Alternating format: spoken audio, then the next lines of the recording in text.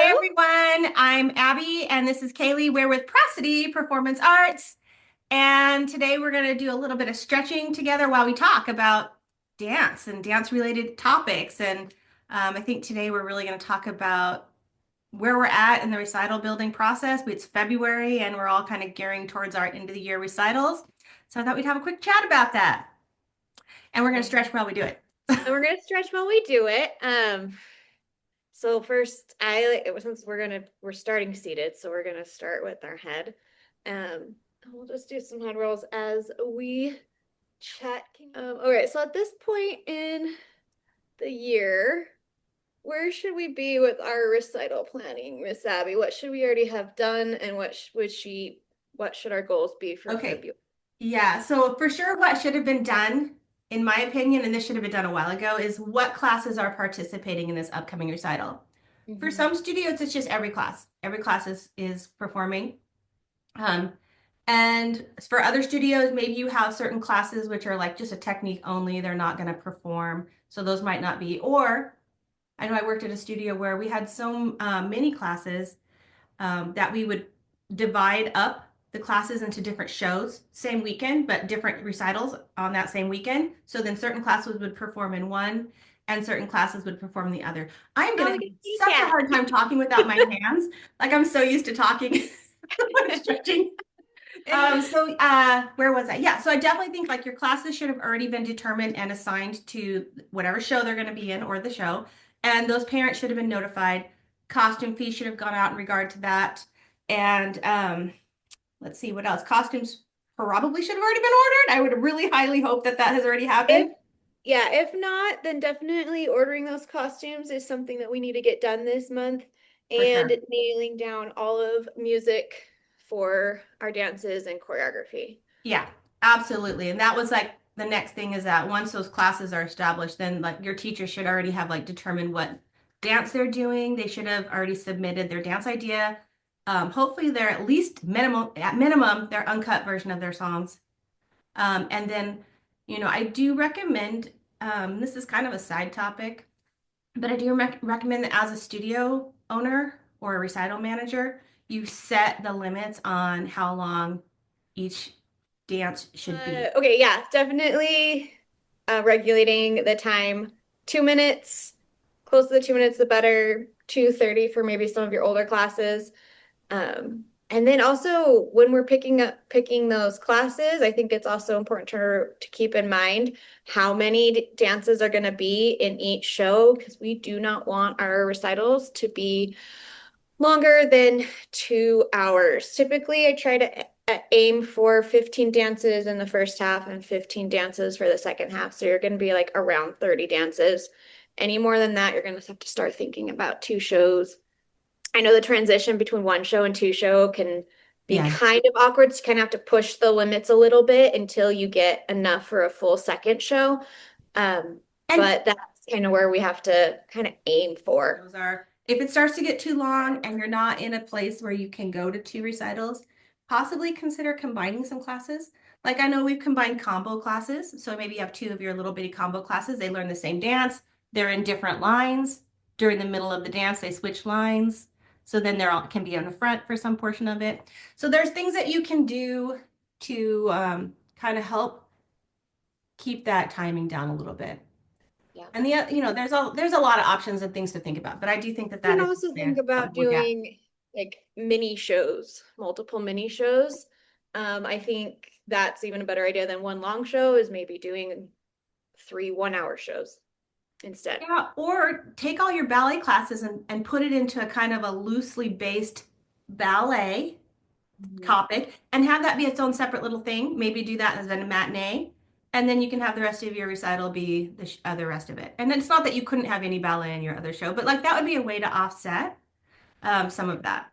So that, yeah, Yeah, there's so there's a definitely lot of some creative ways to approach it. ideas and like creative ways you can manipulate your show in order to keep within a reasonable time frame. I think the other thing that we need to make sure that we are doing in February is the communication factor. Uh, Even though our show's not till months away, we still need to make sure that we are communicating. with our parents and our staff about when is the show? When's dance rehearsal or dress rehearsal? When are you going to be responsible for being there? Are we having picture day? So all of those dates are really important to communicate to our parents and our staff as well. So nailing down that communication factor right now is probably in your best interest right Absolutely. now. But I also think at this point, you actually should probably be thinking about your show order. Because if you already know your classes, you already know your dances, so you can start putting together a show order. Goals with that, limit quick change conflicts. I think that's everyone's goal. And yeah, like, what constitutes a quick change for your studio? That's something to kind of think of. yeah. And that your venue is going to dictate a lot of that, Yeah, what your venue is like and what kind of capabilities you have at your venue. Yeah, so show order, we should definitely start working on our show order. Tips for show order, we really want our show order to flow. I'm very particular about my opening number, my number before intermission, the one right after intermission, and then the closing number. Those are kind of the four that I like to place first and then work in all my other ones. You also want to vary between different styles and different ages. If we vary our different ages, that's automatically going to kind of help you with your quick changes. Start with that. And then varying the different styles as well. So we don't have a lot of taps and then a lot of ballets and then a lot of jazzes. Another thing I like to pay attention to is what's happening in between the dances. That's absolutely. almost as important as the dances itself, just to keep that flow going. Are you going to be using tags? Do you have something else happening in between? And then the flow of your entrances and exits.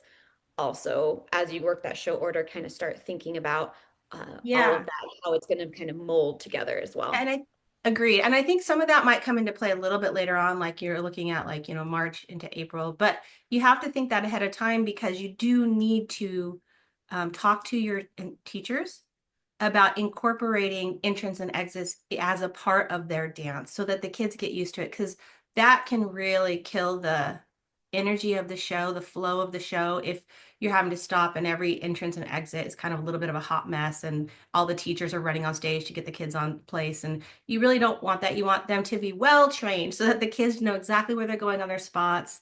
And I really think that whatever the conditions are going to be on stage, you should mimic it in the classroom. So for us, we used to strike our stage, or we would do like almost like tape lines where the lines would be. From an audience, they can't see it. Like they really can't. And then we would actually like either use stickers or hashes on the lines to show like spacing, especially for Right. your little kid classes. And the kids just learn to go to their marks, and that really Yeah. helps. And Right. then, And one of the striking things that I like is the numbering system with zero as center, and then your ones going out from yeah. center. You have your ones and your twos and your threes. You'll have stage left ones and stage right ones. Mhm. Um, I like that system as well. But whatever you do for your stage, you want to make sure that is also implemented in your studio spaces. So kids are already getting used to that and they're learning their choreography based Yes. on um, those lines or however you're going to strike your stage. And then make sure that your teachers know when their choreography needs to be done and when their tech forms should be due. I Absolutely. recommend this to be choreography needs to be done at least a month ahead of time.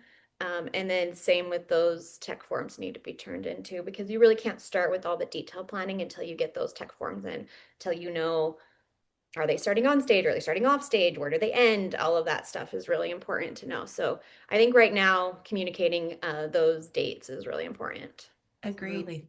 All right. Oh, and before we wrap up, we just want to let you guys know too that next week, well, February Tuesday, February 10th at 1 10th, o'clock Eastern time. yes, we have our recital planning workshop. So you can sign up for that on our website at prosodyperformancearts.com.